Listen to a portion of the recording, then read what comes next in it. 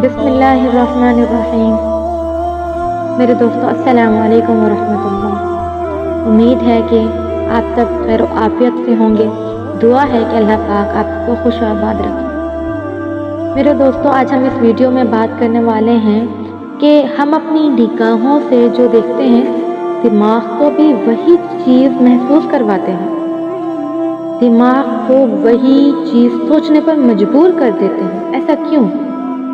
अपनी निगाहों से ही आप दुनिया को देखते हैं, अपने दिमाग से आप उस पर काबू पा जाते हैं।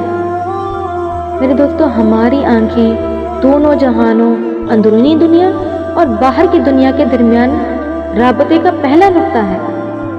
दोनों जहानों में एक दूसरे पर ये चीज़ें असरअंदाज होती हैं। चाहे हम उन दुनिया के मनफी पहलुओं को जज्ब करें या मस्बत, हमारे दिमाग की ताकत पर मुनहसिर हैं दोनों चीज़ें। अगर आप अपना जहन मजबूत बनाते हैं तो आपकी आंखों को कोई भी चीज़ मुश्किल पेश नहीं आएगी। आप पर उम्मीद हो जाएंगे और हर चीज़ का रोशन पहलू देखने लगेंगे। जहन महदूद होने के बाद ही हम अपनी आंखों की बीनाई को महदूद करते हैं। अपने जहन को मुस्तहकम करने के लिए मेरे दोस्तों, हम सबको ऐसी सरगर्मियों में शामिल होने की ज़रूरत है जो अंदरूनी तकमील लाएं और ऐसे अफराद लाएं जो मस्बतें लाएं। जब दिमाग खो जाता है तो आंखें घूमने लगती हैं।